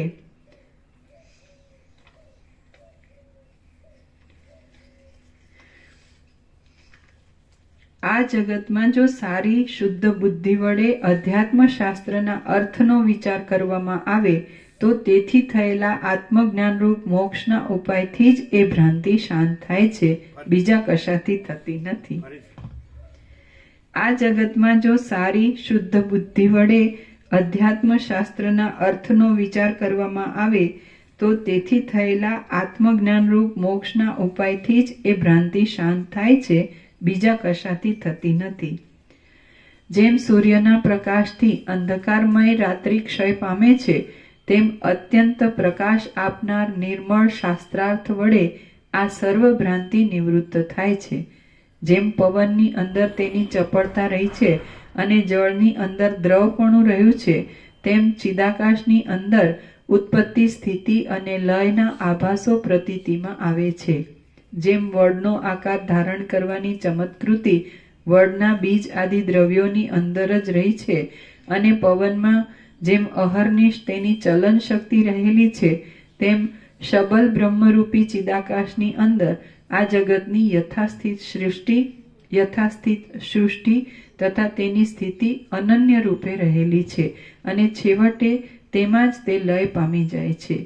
શ્રી યોગ વાસિષ્ઠ મહારામાયણમાં નિર્વાણ પ્રકરણના ઉત્તરાર્ધનો નિર્વાણોપદેશ નામનો સર્ગ 174મો સમાપ્ત. સર્ગ 175મો. ચિદાકાશ જ અજ્ઞાનથી જગત રૂપે ભાસે છે. આ 175મા સર્ગમાં જ્યાં સુધી મૂર્ખતા હોય ત્યાં સુધી ચિદાકાશ જ વિના કારણે કેમ જાણે જગત રૂપે થઈ રહેલું હોય તેમ ભાસે છે અને શાસ્ત્ર વડે મૂર્ખતાની નિવૃત્તિ થતા ચિદાત્મા બંધથી રહિત મુક્ત થઈ જાય છે, એ વિશે વર્ણન કરવામાં આવશે. વસિષ્ઠ બોલ્યા, સર્વના આદિ કારણરૂપ ચિદાકાશ સ્વપ્નની પેઠે વિવર્ત ભાવને પામીને દ્રશ્ય ભાવને ધારણ કરી લે છે. તે જીવોના દેહના તાદાત્મ્યપણાનો અધ્યાસ થવામાં મુખ્ય કારણરૂપ થાય છે. હવે પ્રથમ આરંભ સમયમાં જ દ્રશ્ય જેવી કોઈ પણ જુદી વસ્તુ જ નથી, તો તે ચિદાકાશના દેહરૂપ કેમ થઈ શકે? હે નિષ્પાપ રામચંદ્રજી, સૃષ્ટિના આદિકાળમાં આ સર્વ સ્વપ્નના અનુભવ જેવું જ છે. તે વિના બીજા પ્રકારે આ સૃષ્ટિ અને પરલોક દેખાતા છતાં પણ સિદ્ધ થઈ શકતા નથી. સ્વપ્ન સ્ત્રીના સમાગમની પેઠે આ દ્રશ્ય મિથ્યા છે, કેવળ શાંત ચિદાકાશ રૂપ છે. અનુભવરૂપ ચિદાત્મા જ અવિદ્યાને લીધે આ પ્રમાણે અસત્ય જગત રૂપે ભાસે છે. જે કંઈ આ જગત રૂપે ભાસે છે તે ભ્રાંતિ શૂન્ય, સ્વચ્છ, અનાદિ, અનંત અને નિર્મળ ચિદ ધાતુ રૂપ જ છે. જ્યાં સુધી પરમાત્માનું વાસ્તવ સ્વરૂપ ન ઓળખવામાં આવે ત્યાં સુધી તે અવિદ્યારૂપ તથા સંસારી જીવરૂપ પ્રતીતિમાં આવે છે. પરંતુ જો તેનું વાસ્તવ સ્વરૂપ ઓળખવામાં આવે તો જીવભાવ અને દ્રશ્યભાવ ટળી જાય છે અને તે પરબ્રહ્મ રૂપ જ જણાય છે. કેમ કે અનાદિ અને અનંત એવા શુદ્ધ ચિદાકાશની અંદર અવિદ્યા આદિ મેલ ક્યાંથી હોય? જે શુદ્ધ સાક્ષી ચૈતન્ય છે તે જ સ્વપ્નનગર રૂપ છે અને જે ચિદાકાશ છે તે જ જગત રૂપ છે. તો પછી સૃષ્ટિના આદિકાળમાં પૃથ્વી આદિનો સંભવ જ ક્યાં છે? જીવ ચિદાકાશ રૂપ છે અને જીવ રૂપે ભાસતા ચિદાકાશની સૃષ્ટિમાં જ પૃથ્વી આદિ નામો તથા મન અને બુદ્ધિ આદિ કલ્પનાઓ કરવામાં આવી છે. જળમાં જેમ તરંગ હોય છે અને પવનમાં જેમ ચલન શક્તિ રહી હોય છે, તેમ ચિદાકાશની અંદર બુદ્ધિપૂર્વક નહીં પણ સ્વાભાવિક રીતે જગતનું ભાન થાય છે અને તે નિરાધાર છે. જગતનું ભાન થયા પછી ચિદાકાશે જીવભાવ વડે તેની અંદર પ્રવેશ કર્યો અને હું હિરણ્યગર્ભ જગતનો સર્જનહાર છું એવા અભિમાનને અને ઐશ્વર્યને ધારણ કર્યું. પછી તેણે બુદ્ધિ આદિની અને પૃથ્વી આદિની કલ્પના કરી. એ કલ્પના સદરૂપ અને અસદરૂપ છે તથા ચિદાકાશના એક વિવર્ત રૂપ છે. અત્યંત સ્વચ્છ આ મહાચૈતન્ય જ જગત રૂપે વિવર્ત ભાવથી પ્રતીતિમાં આવે છે અને તેનું જ સૃષ્ટિ એવું નામ પણ છે. તેથી જગત ચિદાકાશ રૂપ જ છે, બીજું કશું નથી. હે પ્રિય રામચંદ્રજી, આ પ્રમાણે વાસ્તવિક દ્રષ્ટિએ જોતા કશો પણ વિવર્ત જ નથી. પણ જે કાંઈ છે તે સ્વચ્છ ચિદ્રૂપ તત્વ છે. જે ચિન્માત્ર તત્વ એક છે તેની કલ્પના જ આ જગતના આકારે પોતાના સ્વરૂપની અંદર પોતા વડે જ પ્રસરી રહેલી છે. ચિદાકાશ ચિદાકાશની અંદર આવી રીતે રહેલું છે તથા જગતનું મૂળ સ્વરૂપ પૂર્ણ ચિદાકાશ જ છે. જેમ સ્વપ્નાવસ્થામાં સાક્ષી ચૈતન્ય જ જાણે ચિત્તરૂપ અને દ્રશ્યરૂપ થઈ રહ્યું હોય તેવું જણાય છે, તેમ એ પૂર્ણ ચિદાકાશ જ જાગ્રતમાં પણ જાણે ચિત્તરૂપ અને દ્રશ્યરૂપ થઈ રહેલું હોય તેવું જણાય છે. બીજા પ્રકારે કોઈ રીતે કારણની સિદ્ધિ ઘટી શકતી નથી અને સૃષ્ટિના આરંભકાળમાં બીજું કશું સત્ય કારણ નથી. તેથી પોતાનો આત્મા જ પોતાની મેળે ચિદાકાશને દ્રશ્ય રૂપે દેખે છે. સ્વપ્નની પેઠે જ આ દ્રશ્ય દેખાતા છતાં આકાર આદિ ધર્મોથી રહિત છે અને સ્વપ્નમાં તથા આ જગતમાં કશા પણ બીજા ભેદ નથી. તેથી સિદ્ધ થાય છે કે સર્વ ચિદાકાશ રૂપ છે અને તેની અંદર આકાશ આદિની પેઠે શૂન્યતા દ્રશ્યનો અભાવ રહેલો છે. આ પરબ્રહ્મ સર્વ રૂપથી રહિત છે અને તે એક જ પોતે પોતાના સર્વાત્મ ભાવથી આવા અનેક રૂપે થઈ રહેલ છે. આ વાત સ્વપ્નમાં અનુભવાય છે. આત્મા જ પોતે જાણે સ્વપ્નરૂપ થઈ રહ્યો હોય તેમ તે વખતે જણાય છે. એ અનેક રૂપે દેખાતા છતાં એક રૂપ જ છે. તે જ પ્રમાણે આ સર્વ અનેક રૂપે દેખાતા છતાં એક નિર્મળ શુદ્ધ બ્રહ્મરૂપ છે. બ્રહ્મ જ પોતે પોતાના સ્વરૂપની અંદર ચિદભાવને લીધે જીવભાવને કલ્પી લે છે અને પોતાના સ્વચ્છ રૂપને નહીં છોડતા છતાં જાણે મનરૂપી બની ગયું હોય તેવું થઈ જાય છે. પછી તે મન સમષ્ટિ રૂપે આ સર્વ પ્રપંચને વિસ્તારી દેતું હોય તેમ ભાસે છે, પરંતુ વસ્તુતઃ જોતા તે ચિન્માત્ર હોવાથી ચિદાકાશ રૂપ જ છે. આમ તે જાણે જગત રૂપે થઈ ગયું હોય તેવું જણાય છે અને અવિકારી છતાં જાણે વિકારી હોય તેમ પ્રતીતિમાં આવે છે. 2 મિનિટ.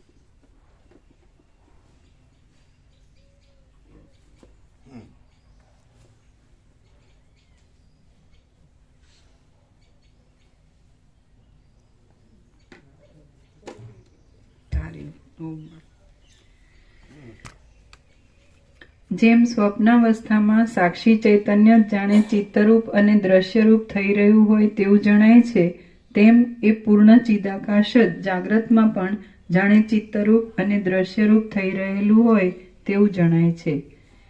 બીજા પ્રકારે કોઈ રીતે કારણની સિદ્ધિ ઘટી શકતી નથી અને સૃષ્ટિના આરંભકાળમાં બીજું કશું સત્ય કારણ નથી. તેથી પોતાનો આત્મા જ પોતાની મેળે ચિદાકાશને દ્રશ્ય રૂપે દેખે છે. સ્વપ્નની પેઠે જ આ દ્રશ્ય દેખાતા છતાં નોંધવું હોય તો નોંધી લ્યો.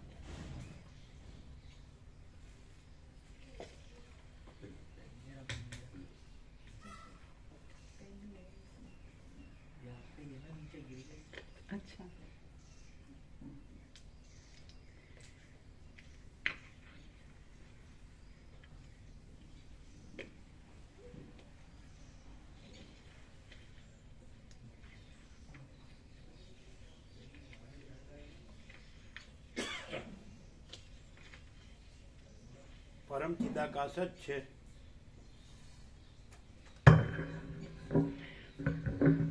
પરમ ચિદાકાશ જ છે, દ્રશ્ય છે જ નહીં એવો પરમ બોધ જ પરમ પદ પરમ નિર્વાણ છે. બરાબર છે.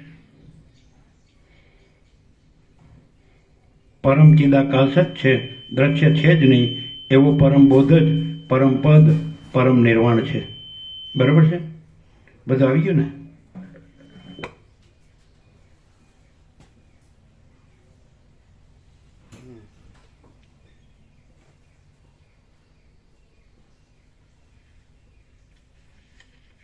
શું લખ્યું બોલો?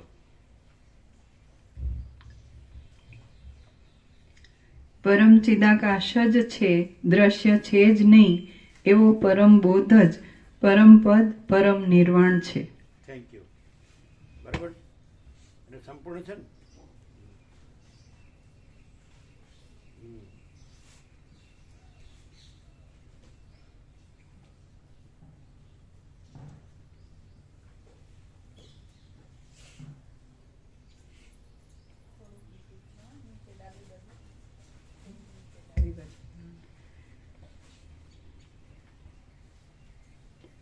સ્વપ્નની પેઠે જ આ દ્રશ્ય દેખાતા છતાં આકાર આદિ ધર્મોથી રહિત છે અને સ્વપ્નમાં તથા આ જગતમાં કશા પણ બીજા ભેદ નથી. તેથી સિદ્ધ થાય છે કે આ સર્વ ચિદાકાશ રૂપ છે અને તેની અંદર આકાશ આદિની પેઠે શૂન્યતા રહેલી છે, દ્રશ્યનો અભાવ રહેલો છે. આ પરબ્રહ્મ સર્વરૂપથી રહિત છે અને તે એક જ પોતે પોતાના સર્વાત્મ ભાવથી આવા અનેક રૂપે થઈ રહેલ છે. આ વાત સ્વપ્નમાં અનુભવાય છે. આત્મા જ પોતે જાણે સ્વપ્નરૂપ થઈ રહ્યો હોય તેમ તે વખતે જણાય છે. એ અનેક રૂપે દેખાતા છતાં એક રૂપ જ છે. તે જ પ્રમાણે આ સર્વ અનેક રૂપે દેખાતા છતાં એક નિર્મળ શુદ્ધ બ્રહ્મરૂપ છે. બ્રહ્મ જ પોતે પોતાના સ્વરૂપની અંદર ચિદભાવને લીધે જીવભાવને કલ્પી લે છે અને પોતાના સ્વચ્છ રૂપને નહીં છોડતા છતાં જાણે મનરૂપી બની ગયું હોય તેવું થઈ જાય છે. પછી તે મન સમષ્ટિ રૂપે આ સર્વ પ્રપંચને વિસ્તારી દેતું હોય તેમ ભાસે છે, પરંતુ વસ્તુતઃ જોતા તે ચિન્મય હોવાથી ચિદાકાશ રૂપ જ છે. આમ તે જાણે જગત રૂપે થઈ ગયું હોય તેવું જણાય છે અને અવિકારી છતાં જાણે વિકારી હોય તેમ પ્રતીતિમાં આવે છે. મન જ હિરણ્યગર્ભ રૂપે છે અને તે સૃષ્ટિના હૃદયની અંદર રહી નિરંતર સર્વને ઉત્પન્ન કરે છે તથા તેનો સંહાર પણ કરે છે. જેમ સ્વપ્નની અંદર નિરાકાર ચિત્ત સ્વપ્ન સૃષ્ટિ રૂપે પ્રતીતિમાં આવે છે, તેમ પૃથ્વી આદિથી રહિત એ મનરૂપ બ્રહ્મા પોતાના નિરવયવ હૃદયની અંદર ત્રણેય લોકરૂપ થઈને તેવા રૂપે પ્રતીતિમાં આવે છે અથવા બીજા પ્રકારે પણ તેની પ્રતીતિ થાય છે. એક અને નિરાકાર એ મન દેહ રૂપે, જગત રૂપે તથા અહંકાર રૂપે અનંત રૂપ બની જાય છે અને પોતાના મૂળ અધિષ્ઠાન રૂપ પૂર્ણ શુદ્ધ સ્વરૂપને અવિદ્યા વડે ઢાંકી દઈ બોધ તથા અબોધ એ બંને રૂપ જળ ચેતન રૂપ થઈ જાય છે. અહીં પૃથ્વી આદિ કશું નથી, દેહ પણ નથી અને બીજો દ્રશ્ય ભાવ પણ નથી, પરંતુ માત્ર ચિદાકાશ રૂપ મન જ જગત રૂપે પ્રતીતિમાં આવે છે.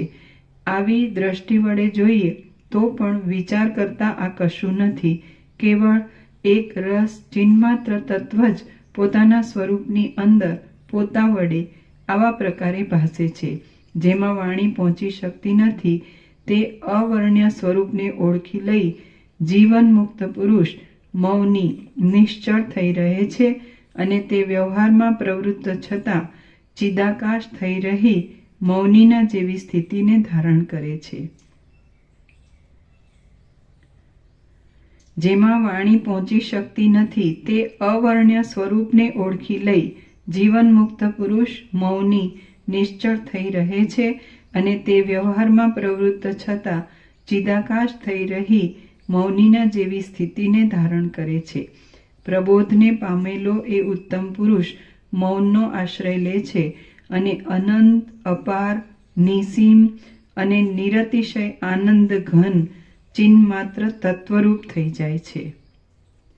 પ્રબોધને પામેલો એ ઉત્તમ પુરુષ મૌનનો આશ્રય લે છે અને અનંત, અપાર, નિસીમ અને નિરતિશય આનંદ ઘન ચિન્માત્ર તત્વરૂપ થઈ જાય છે.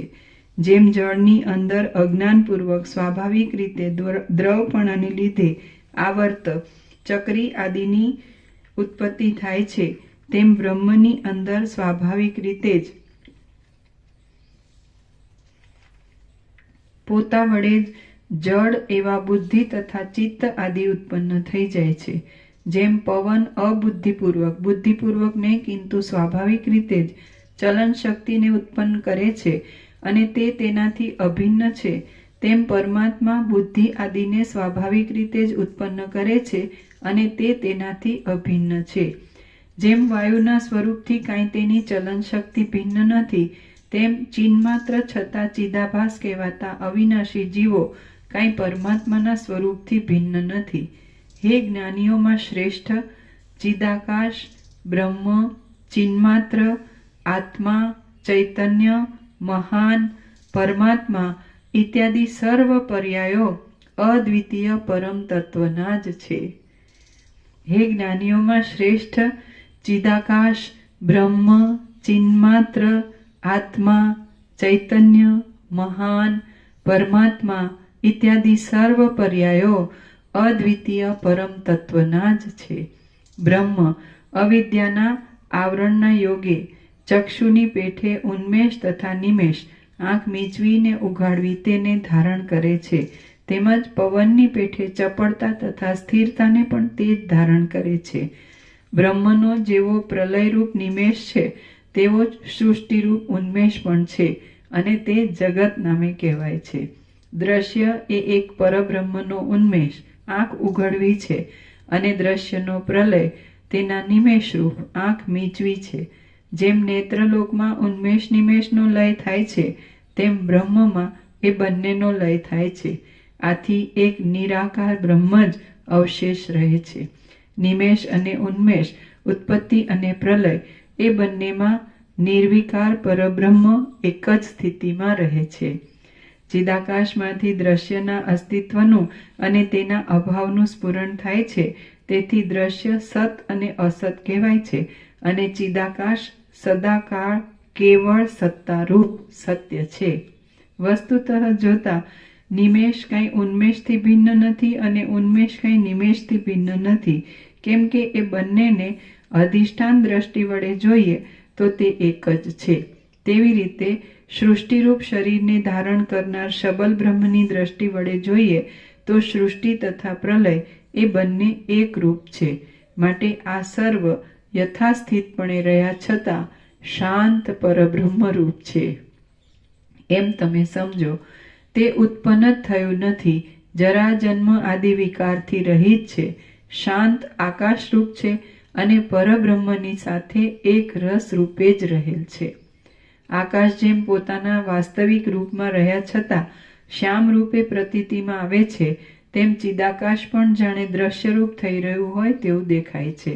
ચિદાકાશનો વિવર્ત જ આવા રૂપે ભાસે છે અને જગત એ એક તેનું શરીર છે.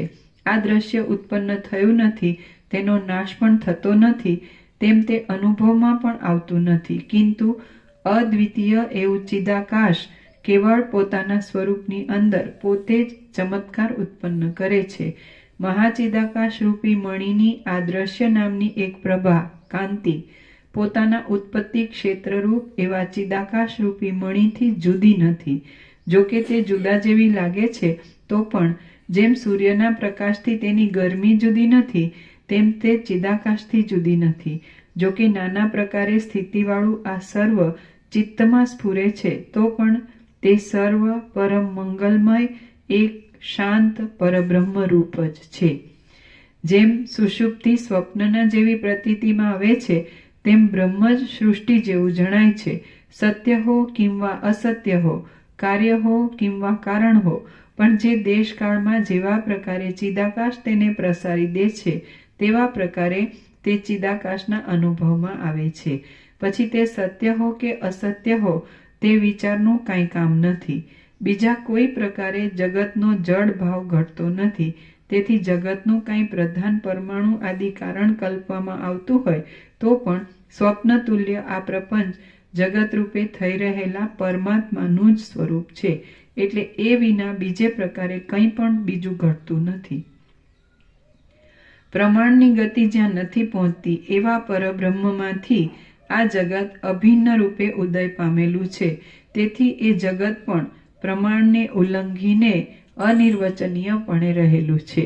આમ વસ્તુતઃ જોતા કશું પણ થયું જ નથી. જેનું ચિત્ત જે વિષયમાં રસિક હોય છે તેના ભાવને મનની લાગણીને લીધે તે પ્રાપ્ત થાય છે. આથી એક બ્રહ્મમાં જ રસિક રહેનાર ચિત્ત બ્રહ્મ ભાવને પ્રાપ્ત થાય છે. મનુષ્યનું ચિત્ત હંમેશા જેની અંદર લાગ્યું રહે છે અને ઇન્દ્રિયો પણ જેમાં પરાયણ થઈ રહે છે તેને જ તે મનુષ્ય વસ્તુરૂપ સમજે છે અને તે તેને સ્ફુટપણે જાણવામાં પણ આવે છે. જે ચિત્ત બ્રહ્મમાં જ એક રસિક થઈ રહે છે તે ક્ષણવારમાં બ્રહ્મરૂપ થઈ જાય છે. જેનું હૃદય જે વિષયમાં રસિક અને આસક્ત હોય છે તે તેને સત્ય સમજે છે. જેનું ચિત્ત દ્રઢ નિશ્ચય વડે જેમાં વિશ્રાંત થઈ રહ્યું હોય છે તેને તે જ પરમાર્થ દ્રષ્ટિ વડે સત્ય ભાસે છે. સદાચારને લીધે વ્યવહાર માટે જો કે તે બીજી ક્રિયા પણ કરે છે પણ તેમાં તેનો અભિનિવેશ હોતો નથી. જો જગત વિશે મારા વર્ણવેલા ક્રમ પ્રમાણે સંપૂર્ણ રીતે વિચાર કરવામાં આવે તો સર્વ સત્તા માત્ર જોવામાં આવે છે અને દ્વિત્વ, એકત્વ આદિ કશી પણ કલ્પના છે જ નહીં. જેઓ અદ્રશ્ય બ્રહ્મને દ્રશ્યરૂપ, સદરૂપ, અસદરૂપ, સાકાર અને નિરાકાર સમજે છે તેમની દ્રષ્ટિમાં કોઈ દેશ કાળમાં કર્તા કે ભોગતા જીવ છે જ નહીં. તેમ સાવ નથી એમ પણ નથી, કેમ કે જીવ બ્રહ્મ રૂપે અવશેષ રહે છે. જેમ અજ્ઞાની પથિકને વિકટ માર્ગમાં ચોરની ભ્રાંતિ ઉત્પન્ન થવાને કોઈ થોમડું રહ્યું હોય છે તેમ પોતાના સ્વરૂપની અંદર અનાદિ અનંત એક રસ શાંત બ્રહ્મ જ આવા જગત રૂપે રહેલ છે. નિષ્કલંક બ્રહ્મ જ બુદ્ધિ આદિ રૂપે, બુદ્ધિ સમષ્ટિરૂપ હિરણ્યગર્ભ આદિ જગતના આકારે થઈ રહેલ છે. જેમ કે જે શાંત આકાશ છે તે જ શૂન્ય છે એમ તમે સમજો. જેમ આકાશની અંદર મચ્છરા મોવાળાના જેવા આકારો વગેરે સત અસત રૂપે અનિર્વચનીયપણે જાણે તેનાથી જુદા રહ્યા હોય તેવા ભાસે છે, તેમ પરબ્રહ્મની અંદર બુદ્ધિ આદિની સ્થિતિ સમજવી. જેમ આકાશની અંદર શૂન્યપણું અભિન્ન રૂપ રહ્યું છે તેમ સત્તા સામાન્ય રૂપ પરબ્રહ્મની અંદર બુદ્ધિ આદિ, દેહ આદિ અને સંકલ્પ આદિ અનેક પદાર્થો અભિન્ન રૂપે રહ્યા છે. સુષુપ્તિમાંથી સ્વપ્નમાં પ્રવેશ કરનારા અને એક નિષ્ઠામાં જ ચિત્તને ધારણ કરતા છતાં સ્વપ્ન સૃષ્ટિમાં રહેલા જીવનું જેમ દ્વિત્વપણું હોતું નથી તેમ તે સમયે બીજા અનેક સ્વપ્ન પદાર્થો દેખવાથી એકત્વ પણ નથી હોતું. આ પ્રમાણે બ્રહ્મનું સમજવું. ચિદાકાશની આ સ્વચ્છ કાંતિ આ પ્રમાણે વિવર્ત રૂપે પ્રકાશ પામે છે. બાકી વસ્તુતઃ જોતા તો હે પ્રિય રામચંદ્રજી તેનો કશો વિવર્ત પણ છે જ નહીં. તે તો સ્વચ્છ સ્વરૂપમાં જ સદાકાળ રહેલું છે. ચિદાકાશ ચિદાકાશની અંદર પોતાના નિર્મળ સ્વરૂપે જ રહેલું છે અને તે યથાસ્થિતપણે રહ્યા છતાં સ્વપ્નની પેઠે જાણે જળ દ્રશ્યરૂપ થઈ રહેલું હોય તેમ ભાસે છે. પરબ્રહ્મ સિવાય બીજી વસ્તુની બીજી કોઈ પણ પ્રકારે ઉત્પત્તિ નથી તથા બીજું કોઈ પણ સત્ય કારણ પણ નથી. પ્રથમ ચિદાકાશ પોતાના આત્માને જ દ્રશ્ય રૂપે દેખે છે. સૃષ્ટિના આદિકાળમાં જ નિરાકાર ચિદાકાશનું પોતાનું સ્વરૂપ જ દ્રશ્યરૂપ ભાસે છે અને તે ખરી રીતે જોતા સ્વપ્ન સંકલ્પ તથા મિથ્યા જ્ઞાનની પેઠે કેવળ ભ્રમરૂપ છે. એ દ્રશ્ય સ્વપ્નની પેઠે સર્વ ધર્મથી રહિત ચિદાકાશ રૂપ જ છે, કેમ કે તેમાં કોઈ પણ ધર્મ રહ્યો નથી. પરમાર્થરૂપ વસ્તુનો વિકારી અને ધર્મવાળો આકાર અવિદ્યારૂપી મેલને લીધે જ પ્રતીતિમાં આવે છે. માટે એ દ્રશ્ય સ્વપ્નનગરના જેવું છે. ધર્મવાળું પ્રતીતિમાં આવતા છતાં ધર્મ રહિત છે. અધિષ્ઠાન ચૈતન્યથી અભિન્ન છે અને નિરંતર અવિવેકીઓને આવા જગતના આકારે રહેલું દેખાય છે. સ્વપ્ન પર્વતની પેઠે દ્રશ્ય સ્વચ્છ અધિષ્ઠાન ચૈતન્ય રૂપ છે. તે પોતાના અધિષ્ઠાનથી જરા પણ જુદું નથી. માટે ચિદાકાશ રૂપે અવશેષ રહેનાર ચિદાકાશ આકાશથી પણ અતિ સૂક્ષ્મ છે. પરબ્રહ્મ સર્વરૂપથી રહિત છે અને તે જ આ દ્રશ્યરૂપ બની જઈ સૃષ્ટિ રૂપે થઈ રહેલ છે. આ વાત સ્વપ્નમાં અનુભવમાં આવે છે. તે સમયે આત્મા જ સ્વપ્નનગર આદિરૂપ થઈ રહેલો ભાસે છે. બાકી સ્વપ્નમાં રચાયેલ નગર આદિ સૃષ્ટિ કાંઈ સત્ય હોતી નથી. ઘર આદિ પદાર્થોનો કંઠ નાડીના છિદ્ર આદિ પ્રદેશમાં અત્યંત અસંભવ છે. તેથી પ્રથમ દીઠેલું છે તે જ આ ઘર આદિ છે તેવી પ્રત્યભિજ્ઞા સંભવતી નથી. તેમજ તેમાં સંસ્કાર કે સ્મૃતિની પણ સત્તા હોતી નથી. માટે એ ત્રણેયને છોડી દે. બ્રહ્મ સત્તાનું નિદ્રા દોષને લીધે જે કંઈ અન્યથા ભાન થાય છે તેની જ દીઠેલા અર્થની સમાનતા ઉપરથી મૂઢોએ સ્મૃતિ આદિ સંજ્ઞાઓ કલ્પી છે એમ સમજવાનું છે. જેમ જળની અંદર તરંગો વારંવાર ઉઠતા રહે છે અને પાછા તેમાં જ લયને પ્રાપ્ત થતા રહે છે, તેમ સર્વ દ્રશ્ય અધિષ્ઠાન રૂપ ચિદાકાશમાં ઉત્પન્ન થાય છે અને પાછું તેમાં જ લય પામી જાય છે. આથી તે દ્રશ્ય અધિષ્ઠાન ચૈતન્યથી ભિન્ન નથી. આ જગતનું પણ તે જ પ્રમાણે સમજી લેવાનું છે. સર્વ વિધિઓ અને સર્વ નિષેધો સદૈવ ભિન્ન રૂપે અને મિશ્ર રૂપે પરબ્રહ્મની અંદર રહેલા છે અને નથી પણ રહેલા. માટે બ્રહ્મ સત્ય છે અને તે જ સર્વરૂપ થઈ રહેલા છે. તો પછી તેના સર્વશક્તિમાનપણાને લીધે તેમાં શું ન હોય? સત્તા જ સર્વરૂપ થઈ રહેલી છે અને તેને લીધે સર્વ એ બ્રહ્મ સત્તારૂપ છે. ભ્રમણ કરનાર બાળકને વૃક્ષ, ગીરી, નદી આદિના સમૂહો સાથેની આ પૃથ્વી ભમતી લાગે છે અને બીજાઓને પૃથ્વી ફરતી નથી એમ ભાસે છે. આ બંને વાત પોતાની દ્રષ્ટિ વડે સત્ય છે. પૃથ્વીના ભ્રમણનું પોતાને જે ભાન થાય છે તે મિથ્યા છે એમ ભ્રમણ કરનાર જાણતો હોય તો પણ સ્થિરતાના અભ્યાસ વિના તેની ભમતી દ્રષ્ટિ શાંત થતી નથી. તે જ પ્રમાણે જગતની ભ્રાંતિ પણ મિથ્યા છે, છતાં તત્વજ્ઞાનના અભ્યાસ વિના તે શાંત થતી નથી. મોક્ષના ઉપાયરૂપ આ શાસ્ત્રનો તત્વજ્ઞ ગુરુને સેવા આદિથી વશ કરી તેના મુખથી વ્યાખ્યાન કરાવી શ્રવણ કરવાનો અભ્યાસ કરવો એ દ્રશ્યની શાંતિ કરવાનો ઉત્તમ ઉપાય છે. મોક્ષના ઉપાયરૂપ આ શાસ્ત્રનો તત્વજ્ઞ ગુરુને સેવા આદિથી વશ કરી તેના મુખથી વ્યાખ્યાન કરાવી શ્રવણ કરવાનો અભ્યાસ કરવો એ દ્રશ્યની શાંતિ કરવાનો ઉત્તમ ઉપાય છે. તેના જેવો બીજો કોઈ ઉપાય થયો નથી અને થશે પણ નહીં. ચિત્તના સ્વરૂપની સ્થિતિ સંસાર સાથે નિત્ય સંબંધ રાખે છે. તેથી ચિત્ત જાગ્રત તથા સ્વપ્નમાં રહેલું હોય ત્યારે અને તે લય પામે ત્યારે તેને યત્ન વડે રોકવામાં આવે તો પણ તે રોકાતું નથી. બાકી બોધ વડે જ્યારે તે બાધિત થઈ જાય છે ત્યારે સંસારને દેખતું નથી. દ્રશ્ય અને શરીર એ બંને વિના ચિત્ત નિરંતર રહી શકતું નથી. દ્રશ્ય અને શરીર એ બંને વિના ચિત્ત નિરંતર રહી શકતું નથી. તેમની સાથે તેનો નિત્ય સંબંધ છે. આ જન્મમાં અથવા જન્માંતરમાં બોધનો ઉદય થયા પછી તે બંને છેવટે પોતાની મેળે જ શાંત થઈ જાય છે. જેમ પવન તેની ચપળતા અને તેથી થનારા વાદળાના સૈન્ય એ ત્રણે તેના કારણનો અભાવ થતા શાંત થઈ જાય છે, તેમ બોધ થતા ચિત્ત, દ્રશ્ય અને શરીર એ ત્રણે શાંત થઈ જાય છે. ચિત્ત, દ્રશ્ય અને શરીર એ ત્રણેયનું કારણ અવિદ્યા છે અને તે શુદ્ધ બુદ્ધિવાળા પુરુષને આ શાસ્ત્ર વાંચવામાં આવતા શાંત થઈ જાય છે. પદ પદાર્થને જાણનારો વિવેકી પુરુષ ખેદને પામી જઈ જો નિવૃત્ત ન થઈ જાય તો આ ગ્રંથનો જે કંઈ પ્રથમનો ભાગ તેનાથી ન સમજાયો હોય તે પાછળથી તેના સમજવામાં આવી જાય છે.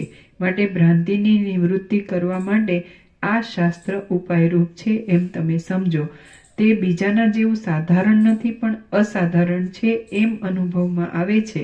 તેથી આ મહાશાસ્ત્રોનો આખો ભાગ કે અર્ધો ભાગ યથાશક્તિ વિચારવો એટલે દુઃખનો ક્ષય થાય. જો કદાચિત આ ઋષિ પ્રણીત છે માટે સ્મૃતિરૂપ હોવાથી સર્વના મૂળરૂપ ઉપનિષદ વિચારીશું એવા પ્રમાદથી આ શાસ્ત્રમાં રુચિ ન થતી હોય તો પછી કોઈ બીજા ઉપનિષદ આદિ આત્મવિદ્યાના શાસ્ત્રનો વિચાર કરવો. અવિચારરૂપ અનર્થ અવસ્થાને વૃથા ગાળવી નહીં, પરંતુ જ્ઞાનના સારરૂપ શ્રવણ આદિ ઉપાય વડે બોધને પ્રાપ્ત કરી લઈ દ્રશ્યનો આત્મામાં લય કરી દેવો. અહો આયુષ્યની એક ક્ષણ પણ સર્વ રત્નો આપવાથી મળી શકતી નથી, તો પછી તેને વૃથા ગાળવી એ એક મોટો પ્રમાદ છે. આ દ્રશ્ય પ્રત્યક્ષ અનુભવમાં આવે છે, છતાં સ્વપ્નમાં આવતા પોતાના મરણ અને બાંધવોના વિલાપની પેઠે તે જીવની સાથે સર્વદા છે જ નહીં, અને તેની પ્રતીતિ થયા છતાં તે મિથ્યા જ છે. શ્રી યોગ વાસિષ્ઠ મહારામાયણમાં નિર્વાણ પ્રકરણના ઉત્તરાર્ધનો અદ્વૈત યુક્તિ નામનો સર્ગ 175મો સમાપ્ત. ઓમ ઓમ ઓમ. આના નંબર પાના નંબર 1655.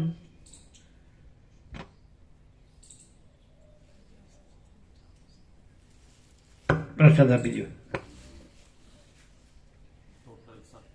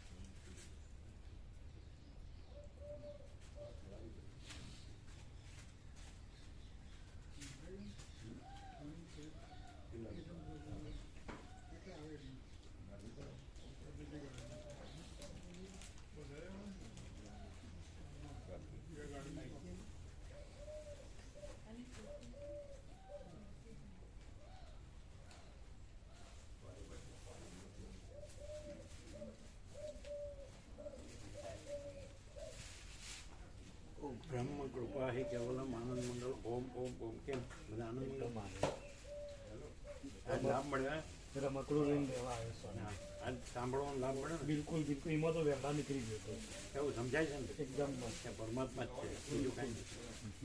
આ 3 ટુકડા ઉખડીના કાઢીને આવે છે. હા, એમને આપો. બરાબર. કેટલા જણ બાકી છે? જે આવ્યા હોય એને જ આપો.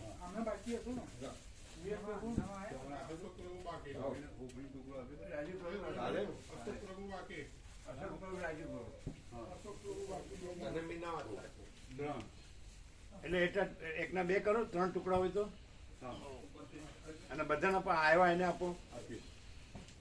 કેટલા 6 જણ છે? કેટલા? 0-0 કરજો. જે બાકી છે એ તમે લીધો તો બરાબર. તો જે બાકી છે ને આપો.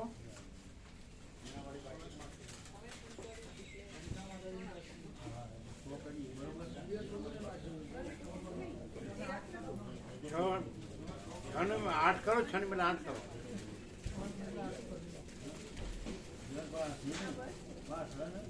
केतन प्रभु आवा ना ये प्रभु का रमकड़ा में जितना सामान है उसमें रखो. હિમાલયની गुफा. सेट रखना जो भी रखो. હું યોગી છું એમ. 20, 25, 30 जितने आए ऐसा करो 6 और 5 रख दो ना. जो 5 वाले है उसका 6 बंदे कर दो. એ લઈ લ્યો. 6 वाले એ બાકી હોય ને અમે हाँ 30-30 रख दो इनके. આપણે 3 કારેલા લઈ લેજો. હા. લીમડાના 20 પાન લઈ પાન લેજો.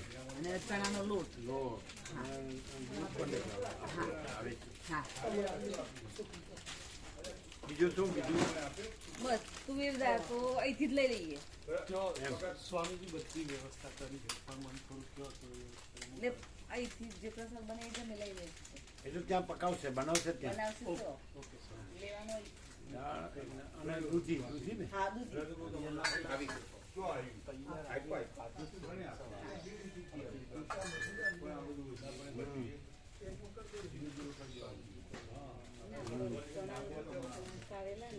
એ બધાને આપી સુકડી. એ અમને આપી સુકડી. શું ભાવ પ્રભુ? આનંદ મંગળ.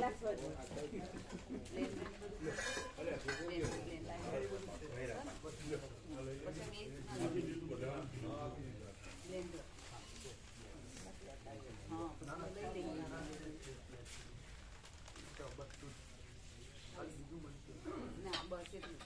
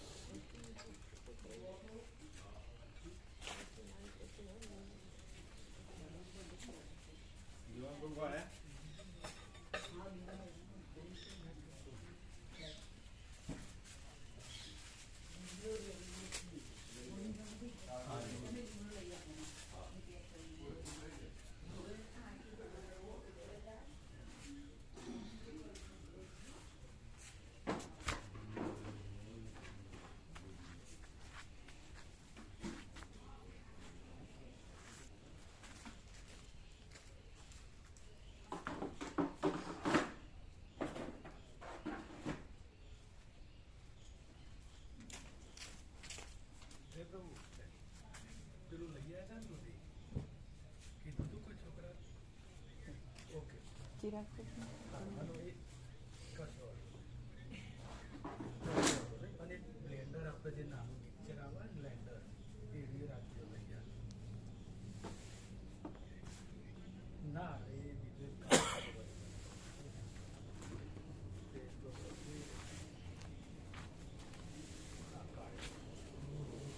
બીજું તો બધું પણ એ ખાલી બ્લેન્ડર એનું